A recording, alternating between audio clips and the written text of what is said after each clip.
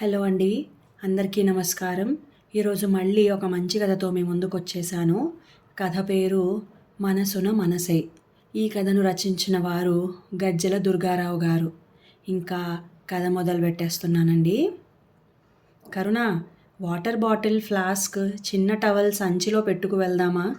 కాళ్లకు 2 సాక్సులు తొడుక్కుంటూ అడిగాడు ఆనందరావు. ఎందుకండి? నడిచే దారిలో అన్నీ దొరుకుతాయట. ఎంత తక్కువ బరువుతో వెళ్తే అంత తేలికగా నడవగలము. సరే ఉండనీయండి లేండి. మీకంటే ఎక్కువ తెలుసా ఏంటి నాకు? అంది కరుణ లగేజీ బ్యాగ్లకు లాక్ వేస్తూ. అయినా ఆ సాక్స్తో నడిస్తే ఏంటి, చెప్పులతో నడిస్తే ఏంటి? చెప్పిన మాట వినవు. చాదస్తం కాకపోతే అంటూ రుసరుసలాడాడు ఆనందరావు. చిరునవ్వే సమాధానం కరుణ నుండి. ఇద్దరూ హోటల్ రూమ్లో నుంచి బయటికి వచ్చి చిన్నగా నడుస్తూ రోడ్డెక్కారు. గిరి ప్రదక్షిణ చెప్పులు వేసుకుని చేయకూడదు. ఏం కాదులే పదండి అందామె భర్త చెయ్యి పట్టుకుని అడుగులు వేస్తూ. రాత్రి 11 అయ్యింది. శరత్కాలపు వెన్నెల వెలుగులో వాతావరణం ఆహ్లాదకరంగా ఉంది. సాయంకాలం బాగా కురిసిన వానకు తడిసిన చెట్ల ఆకులు నీటిబొట్లను రాలుస్తున్నాయి. రాత్రిపూట వ్యాపారం చేసుకునే షాపుల వాళ్ళు అన్నీ సర్దుకుని సిద్ధంగా ఉన్నారు. ఒక ఆధ్యాత్మిక శోభ కనిపించింది కరుణకి. భక్తి వ్యాపారం అనిపించింది ఆనందరావుకి. ఆనందరావు గారు గుంటూరులో ఎంఆర్ఓగా పనిచేస్తున్నారు. ఇంకో 4 ఏళ్ల సర్వీస్ ఉంది. కరుణ గృహిణి. 32 ఏళ్ల అన్యోన్య వైవాహిక బంధం వారిది. ఆయనది తీరికలేని ఉద్యోగం. నిఖార్సైన మనిషిగా డిపార్ట్మెంట్లో మంచి పేరు ఉంది. ఆనందరావు హేతువాది. గుళ్ళు పూజలు అంటే పెద్దగా ఇష్టపడడు. కరుణ పరమభక్తురాలు. చెట్టులో పుట్టలో రాయిలో రప్పలో సైతం దేవుణ్ణి చూసే తత్వం తనది. భార్య భక్తిని పూజల్ని ఎప్పుడూ అడ్డుకోలేదాయన. భర్త నాస్తికత్వాన్ని ఏనాడూ తప్పుపట్టలేదు ఆవిడ. వాళ్ళకి 2 పిల్లలు, సుమన, సౌరభ్. బెంగుళూరులో సాఫ్ట్వేర్ ఇంజనీర్ సంబంధం తెచ్చి ఏడాది క్రితం సుమనకి ఘనంగా పెళ్లి చేశారు. సౌరభ్ బీటెక్ ఫైనల్ ఇయర్ చదువుతున్నాడు. పిల్లల విషయంలో వారికి ఏమాత్రం సంతోషం మిగల్లేదు. భర్త సంతోష్తో గొడవపడి 2 నెలలుగా పుట్టింట్లోనే ఉంటోంది సుమన. కూతురు చెప్పిన కష్టాలు విని అల్లుడి మీద లీగల్గా యాక్షన్ తీసుకోవడానికి సిద్ధమవుతున్నాడు ఆనందరావు. మరోవైపు సౌరభ్ చదువు ఏమాత్రం ముందుకు పోవట్లేదు. అతనికి చదువు మీద ఆసక్తి ఉండట్లేదు. ఈ పరిణామాలతో వారింట ఒక నిశ్శబ్ద అశాంతి నెలకొంది. ఒకరోజు రాత్రి భోజనాలయ్యాక కరుణ ఆనందరావుతో, మనం పెద్దవాళ్లం అయిపోతున్నాం. నాకు మోకాళ్ల నొప్పులు మొదలయ్యాయి. కోప్పడనంటే ఒకటి అడుగుతా మరి అంది సోఫాలో భర్త పక్కన కూర్చుంటూ. ల్యాప్టాప్లో ఆఫీస్ మెయిల్స్ చూస్తున్నాడు ఆనందరావు. ఏంటన్నట్టు చూశాడామె వైపు తల తిప్పి. ఒకసారి అరుణాచలం గిరి ప్రదక్షిణకి వెళ్దామండి. భక్తితో కాకపోయినా నా కోసం రండి ప్లీజ్ అందామె కాస్త బెరుకుగానే. నాకు ఎక్కడ ఖాళీ ఉంటుంది కరుణ అన్నాడు ఆయన కుదరదు అన్నట్లుగా. అదే దొరుకుతుంది, ప్రయత్నించండి. మీరు గుడిలోకి రావద్దు, పూజ చేయొద్దు, కాస్త నాతో నా పక్కన నడిస్తే చాలు అంది కరుణ భర్తను ఒప్పించడానికి ప్రయత్నిస్తూ. కాసేపు ఆలోచించిన ఆనందరావు, సరేలే వచ్చే శనివారం వెళ్దాము అన్నాడు. కరుణ ఆనందానికి అవధుల్లేవు. అలా వారి యాత్ర మొదలయ్యింది. ఆనందరావు కరుణ నడుస్తున్నారు. భక్తి పారవశ్యంతో ప్రశాంతంగా కొందరు, ఉత్సాహపూరిత వేగంతో ఇంకొందరు, ఎలాగోలా ఓపిక తెచ్చుకొని కొందరు నడుస్తున్నారు. ఇంద్రలింగం దగ్గర 8 శివలింగాల రూట్ మ్యాప్ బోర్డు చూస్తూ ముందుకు వెళ్ళారు. 1 కిలోమీటరు నడిచేటప్పటికి కాస్త అలుపొచ్చింది కరుణకి. గమనించిన ఆనందరావు, కరుణ కాసేపు ఆ బెంచీ మీద కూర్చుందాం పదా అన్నాడు. ఇద్దరూ రోడ్డు పక్కన ఉన్న బెంచీ పైన కూర్చున్నారు. పిల్లలు కూడా ఉంటే బాగుండేదండి అందామె అరికాళ్లను ఒత్తుకుంటూ. ఏం పిల్లలే కరుణ? సుఖం సంతోషం లేని పిల్లలు అంటూ బరువుగా నిట్టూర్చాడు ఆనందరావు. ఈ అరుణాచలంలో గిరి ప్రదక్షిణ చేస్తే సమస్యలు తీరిపోతాయట అందామె నవ్వుతూ. చురుగ్గా చూశాడు ఆయన ఆవిడ వైపు. అందుకే లాక్కొచ్చావా నన్ను అన్నాడు కాసేపు నిశ్శబ్దం. ఎంతో ఇష్టపడి ఘనంగా పెళ్లి చేశాం. పిల్లని నానా కష్టాలు పెట్టి పంపాడు. వాడిని లోపల వేయించి మక్కెలిరగదీయిస్తా చూడు అన్నాడు కాస్త ఆవేశంగా. రాక రాక గుడికి వచ్చాం. ఈ 2 రోజులు అన్నీ మర్చిపోయి ప్రశాంతంగా ఉండండి ప్లీజ్ అంది భర్తని శాంతపరుస్తూ. రాత్రి 12 దాటింది. రోడ్డుకి 2 వైపులా దీపాల కాంతిలో ఒక ప్రశాంత ఆధ్యాత్మిక చైతన్యం కనిపిస్తోంది నడుస్తున్న వారిలో. నైరుతి లింగానికి సమీపంలోకి వచ్చాక కరుణ టీ తాగుదామా అని అడిగాడు ఆనందరావు. నేనే అడుగుదామనుకుంటున్నానండి. అక్కడ టీ స్టాల్ ఉంది పదండి అందామె. కూర్చోండి సారు అంటూ 2 ప్లాస్టిక్ స్టూల్స్ చూపించింది టీ స్టాల్లోని మహిళ. 30 ఏళ్ళుంటాయి అటు ఇటుగా. తెలుగు వాళ్ళ మీరు సంతోషంగా అడిగింది కరుణ. అవునమ్మా, ఇక్కడ షాపులు నడిపే వాళ్లలో సగం మంది తెలుగోళ్లే అందామె గాజు గ్లాసులు వేడి నీళ్ళల్లో కడుగుతూ. చక్కెర తక్కువ వేసి 2 మంచి టీ పెట్టు. ఏం పేరు నీది అంటూ అడిగాడు ఆనందరావు. లక్ష్మీ సారు, బిస్కెట్స్ ఏమైనా ఇమ్మంటారా అందామె. ఏం వద్దు, టీ చాలు. ఒక్కదానివే నడుపుతున్నావా షాప్ని అడిగాడు ఆయన. లేదండి, ఇదిగో షాప్ లోపల నిద్రపోతున్నాడు మా ఆయన. సాయంకాలం అంతా గొడవాడి తాగొచ్చి పడుకున్నాడు అంది నిష్ఠూరంగా. ఆనందరావుకి కోపం వచ్చింది. ఆడకూతురు ఒక్కతే కష్టపడుతుంటే తాగి దున్నపోతులా పడుకున్నాడు చూడు రాస్కెల్ అనేశాడు. ఊరుకోండి, మనకెందుకు అంది కరుణ భర్త చేతిని తడుతూ. టీ బాగుందమ్మా, వెరీ గుడ్ అంటూ 100 రూపాయలు ఇచ్చాడు ఆనందరావు. చిల్లర ఇవ్వబోతుంటే ఒక్కదానివే కష్టపడుతున్నావు కదా, ఉండనీలే అన్నాడు. అప్పుడే టీ కొట్టు లోపల నిద్రపోతున్న లక్ష్మీ భర్త సీను లేచి వచ్చాడు బయటికి.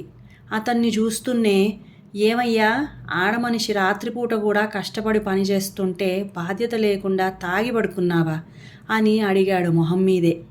ఈరోజేనండి నేను తాగి పడుకుంది. అసలు రోజు రాత్రిళ్ళు కొట్టు నడిపేది నేనే అన్నాడు అతను. ఆనందరావు ఒకంత ఆశ్చర్యంగా చూశాడు కరుణ వైపు. ఎందుకని అంటూ కొనసాగించాడు. ఏం లేదు సారు, సాయంకాలం ఇద్దరికీ పెద్ద గొడవయ్యింది. తట్టుకోలేక తాగొచ్చి పడుకుండిపోయా అన్నాడు అతను స్టూల్ సర్దుతూ. ఊరు కాని ఊరొచ్చారు, కష్టపడి పని చేస్తున్నారు, తాగే అలవాటు తప్పు కదా అంది కరుణ పెద్దరికంగా. లేదమ్మా, ఎప్పుడో గాని తాగను. పొద్దున మా అమ్మా నాన్న వచ్చారు ఊరు నుండి. నేను ఇంట్లో లేను. వాళ్లతో గొడవ పెట్టుకుని అంత దూరం నుండి వచ్చిన వాళ్ళకి కనీసం అన్నం కూడా పెట్టకుండా పంపేసింది ఈమె. కళ్ళమ్మట నీళ్లు పెట్టుకుని వెళ్ళారంట. పక్కింటోళ్ళు చెప్పారు. ఇది చేసింది కరెక్టేనా, మీరే చెప్పండి అన్నాడు అతను బాధపడుతూ. కరుణకి నోట మాట రాలేదు. లక్ష్మి వైపు చూసింది ఏంటి అన్నట్లు. ఏదో మాట పెరిగిందమ్మగారు అంటూ తల దించుకుని నసిగింది లక్ష్మి. అయ్యిందేదో అయ్యింది, పెద్దాళ్ళు కదా, నువ్వే ఒకసారి ఫోన్ చేసి తప్పయ్యింది అని చెప్పు. ఒక అడుగు తగ్గితే పోయేదేమీ ఉండదు, సరేనా అంటూ లేచింది. కరుణను అనుసరించాడు ఆనందరావు. అడుగులు నెమ్మదించాయి. ఏవండి, ఆ అబ్బాయి లేచి వచ్చి జరిగింది చెప్పాక ఆ అమ్మాయిదే తప్పనిపించింది. లేదంటే అతన్ని తిట్టుకుంటూనే ఉండేవాళ్ళం కదా అంది. అవును కదా అన్నాడు ఆనందరావు. 4వ శివాలయం దగ్గర ఆగింది కరుణ. లోపలికి వెళ్ళొచ్చింది. ఆనందరావు బయట నిల్చునున్నాడు. కరుణ బయటకొచ్చాక నడుద్దామా, కాసేపు కూర్చుంటావా అని అడిగాడు. నడుద్దాం గాని మీరు కోప్పడినంటే ఒక మాట చెప్పనా అంది. కోపం ఎందుకు చెప్పు అన్నాడు ఆయన. మరి మనం కూడా కేవలం మన అమ్మాయి చెప్పిందే విని అల్లుణ్ణి తప్పు పడుతున్నామేమో. అతనికి కూడా చెప్పే అవకాశం ఇవ్వాలి కదా అనిపిస్తోంది. మీకంటే ఎక్కువ తెలుసా, కానీ నాకు అనిపించింది చెప్పాను అందావిడ. నడుస్తున్నవాడు కాస్త ఠక్కున ఆగాడు ఆనందరావు. అంటే నా కూతురు అబద్ధం చెబుతోందనా నీ ఉద్దేశము అన్నాడు కాస్త కోపంగానే భార్య వైపు చూస్తూ. పక్కన నడుస్తున్న యాత్రికులు వాళ్ల వైపే చూస్తూ ముందుకు వెళ్తున్నారు. కాస్త చిన్నగా మాట్లాడండి, నా మనసుకి అనిపించింది మీతో అన్నానంతే అంది అనునయంగా. ఆనందరావు కాస్త మెత్తబడ్డాడు. ఇప్పుడేం చేద్దామంటావు అడిగాడు సాలోచనగా. ఒకసారి అతనితో ఫోన్లో మాట్లాడదామంది కాస్త బెదురుగా. ఎప్పుడు? ఇప్పుడే. ఇప్పుడా? 1 గంట అయ్యింది. మనలా కాదు ఈ పిల్లలు, వాళ్ళు పడుకునేది ఈ టైంలోనే. భర్తను ఒప్పించడానికి ప్రయత్నిస్తోంది కరుణ. మౌనంగా ముందుకు నడిచాడు ఆనందరావు. కొద్దిసేపు అయిన తర్వాత నెమ్మదిగా జేబులో నుంచి ఫోన్ తీసి అల్లుడికి ఫోన్ చేశాడు. ఫోన్ మోగుతోంది. సంతోష్ లిఫ్ట్ చేయలేదు. చూసావా తీశాడేమో, అందుకే చేయను అన్నాడు అసహనంగా. వర్క్లో ఉన్నాడేమోనండి, అతనే చేస్తాడు చూడండి అందామె. 5 నిమిషాలయ్యాక ఆనందరావు ఫోన్ మోగింది. కరుణ మొహం వెలిగిపోయింది. అల్లుడు చేశాడనుకుంటా, చూడండి అంది. ఆనందరావు అయిష్టంగా ఫోన్ లిఫ్ట్ చేసి నువ్వే మాట్లాడు అన్నట్లుగా సైగ చేస్తూ కరుణ చేతికి ఫోన్ ఇచ్చేశాడు. అల్లుడితో మాట్లాడడానికి అతనికి అహం అడ్డు వచ్చింది. బాబూ సంతోష్ పలకరించింది కరుణ. అత్తయ్య, ఈ టైంలో చేశారేంటి? ఏదైనా ప్రాబ్లమా? మామయ్య గారికి ఏదైనా హెల్త్ ఇష్యూనా అంటూ కంగారుగా అడుగుతున్నాడు సంతోష్. అదేం లేదయ్యా, నేను మీ మావయ్య అరుణాచలం గిరి ప్రదక్షిణకొచ్చాం. నీతో ఒకసారి మాట్లాడాలి అనిపించి చేశాం. అందరం బాగున్నాం. నువ్వెలా ఉన్నావు? నీ నిద్ర చెడగొట్టినందుకు సారీ అంటూ సాధ్యమైనంత మర్యాదగా ప్రేమగా మాట్లాడడానికి ప్రయత్నించింది కరుణ. Thank God. ఈ టైంలో ఫోన్ రాగానే భయమేసింది అత్తయ్య. సుమన ఎలా ఉంది అడిగాడతను. అందరం బాగున్నాం బాబు. ఉదయం దర్శనం కాగానే చేస్తాను, నువ్వు పడుకో అంటూ ముగించి ఫోన్ పెట్టేసిందామె. ఏమంటున్నాడు అడిగాడు ఆనందరావు నుదురు చిట్లిస్తూ. మీ గురించే అడిగాడు. ఈ టైంలో ఫోన్ చేసేసరికి మీకేదైనా అయ్యిందా అని కంగారు పడ్డాడు. ఆ అబ్బాయి మనం అనుకునేంత చెడ్డవాడు కాదండి. అయినా మీకంటే ఎక్కువ తెలుసా ఏంటి నాకు అంది భర్త మొహంలోకి చూస్తూ. మారు మాట్లాడకుండా గంభీరంగా నడుస్తున్నాడు ఆనందరావు. శివయ్య దయ ఉంటే మనం ఇంటికి తిరిగి వెళ్ళగానే వాళ్ళని కలిపేస్తాం చూసుకోండి అంది కరుణ పక్కనే ఉన్న వరుణలింగం దర్శనం చేసుకుని దండం పెట్టుకుంటూ బయటకొస్తూ. ఫోన్ చేసింది నేను, మాట్లాడింది నువ్వు. మధ్యలో మీ శివయ్య చేసిందేముంది? టీ కొట్టు శ్రీనుకి చెప్పుకోవాలి మనం థ్యాంక్స్ అన్నాడు ఆనందరావు. అతన్ని శివయ్యే లేపి మాట్లాడించాడేమో అందామె నవ్వుతూ. ఒక్కసారి ఆగి భార్య వైపు తదేకంగా చూశాడు ఆనందరావు. ఆ చూపుకి అర్థం ఏంటో అందామె. ఆయన చిన్నగా నవ్వి ముందుకు నడిచాడు. ఆమె అనుసరించింది. అలా మెల్లగా నడుస్తూ ఆగుతూ కూర్చుంటూ లేస్తూ ముందుకు వెళ్తున్నారు. తొలిజాము దాటింది.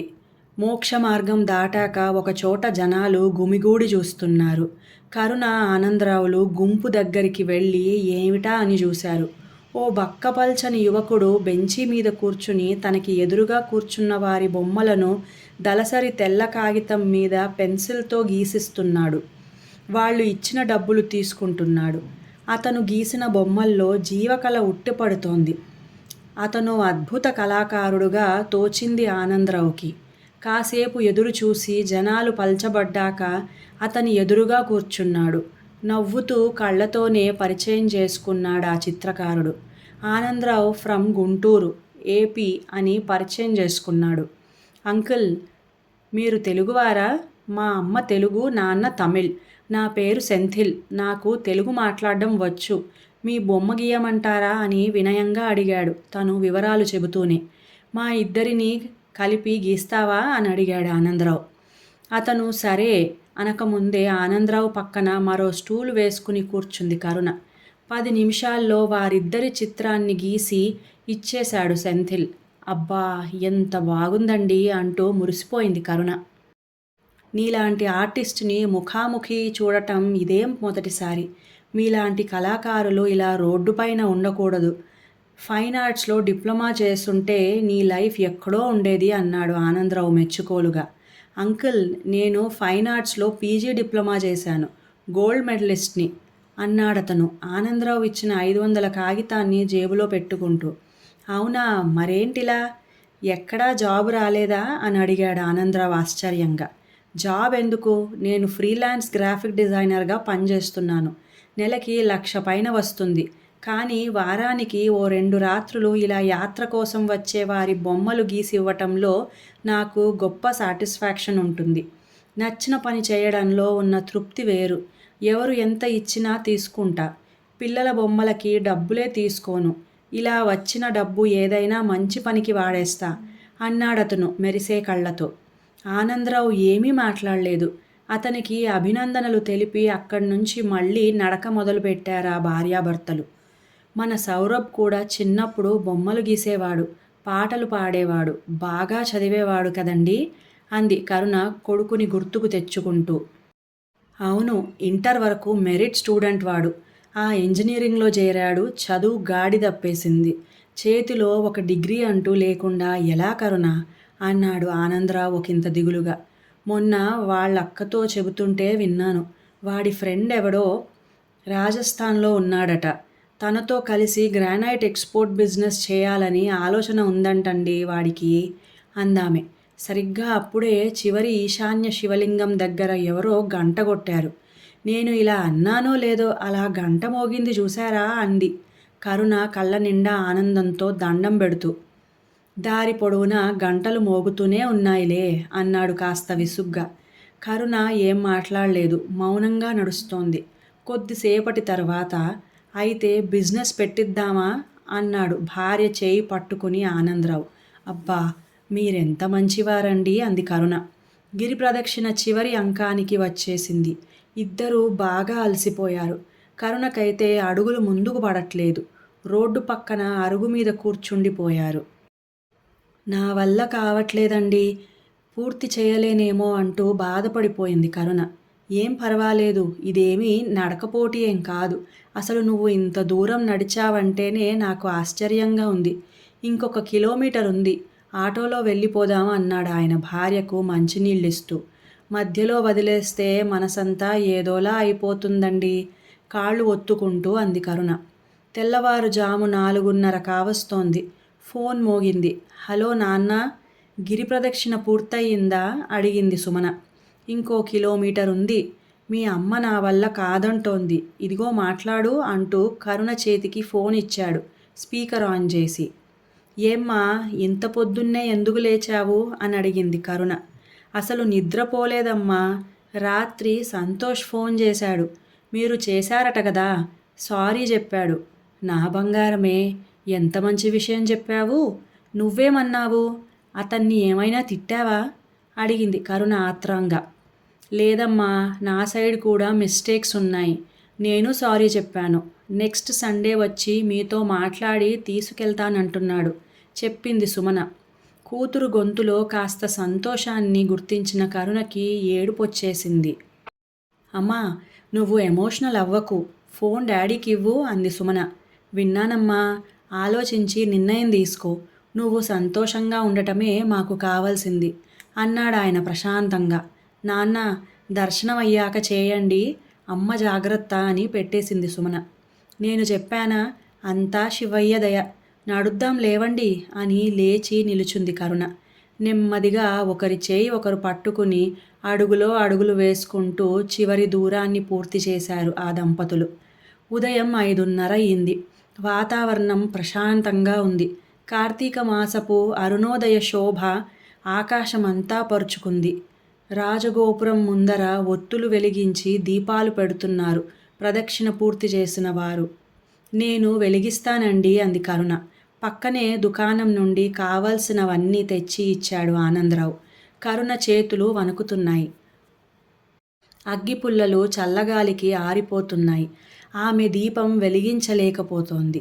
అలా కాదు, నువ్వు చేతులు అడ్డం పెట్టు, చెబుతాను అంటూ అగ్గిపెట్టె తీసుకున్నాడాయన. ఆమె అరచేతులు రెండూ అడ్డం పెట్టింది. ఆయన 2 పుల్లలు తీసి ఒకేసారి గీసి ఠక్కున వెలిగించాడు. కరుణ మనసు ఉప్పొంగిపోయింది. ఏమండి, మీరు గుడి ముందర దీపం పెట్టారు అందామె కళ్ళ వెంట జలజల ఆనంద బాష్పాలు రాలుతుండగా. లేదు లేదు, నేను నీకు సాయం మాత్రమే చేశాను అంతే అన్నాడు ఆనందరావు స్థిరంగా. ఆమె జ్యోతిని కళ్ళకద్దుకుంది ప్రశాంతంగా. ఒక్క రాత్రిలో పిల్లల కష్టాలన్నీ తేలిపోయాయి. దేవుడున్నాడండి, అయినా మీకంటే ఎక్కువ తెలుసా నాకు. ఆమె గొంతు జీరపోయింది. ఏడవకు, బయట ప్రపంచంలో తిరుగుతూ ఇంట్లో సమస్యలకు మూలాలు తెలుసుకోలేకపోయాను నేను. 4 గోడల మధ్య ఉంటూనే ప్రపంచాన్ని చదివేశావు నువ్వు. నాకంటే నీకే ఎక్కువ తెలుసు అంటూ ఆమె భుజం తట్టాడు ఆనందరావు. గిరి ప్రదక్షిణ ఫలితంగా సమస్యలు తేలిపోయాయి అని బలంగా అనుకుందామె. సమాజంలోని మనుషుల పోకడని దగ్గరగా చూడటం వల్ల ఇంట్లో సమస్యలకు పరిష్కారం దొరికింది అనుకున్నాడాయన. ఆమె మనసులో ఏముందో ఆయనకు తెలుసు. ఆయన మనసులో ఏమనుకుంటున్నాడో ఆమెకి తెలుసు. ఆకాశం 4 చినుకులు రాల్చి అక్షింతలు చల్లింది వారిపైన. ఇంకా కథ సమాప్తం. ఈ కథ మీకు నచ్చినట్లయితే ప్లీజ్ లైక్ చేయండి, షేర్ చేయండి, మంచి కామెంట్ కూడా పెట్టండి. అలాగే నా సంగీతం ఛానల్ సాగరిక సంగీత మండలి ఛానల్ని కూడా సబ్స్క్రైబ్ చేసుకొని మంచి భక్తిరసమైన పాటల్ని వినండి. ఇంకా సెలవు.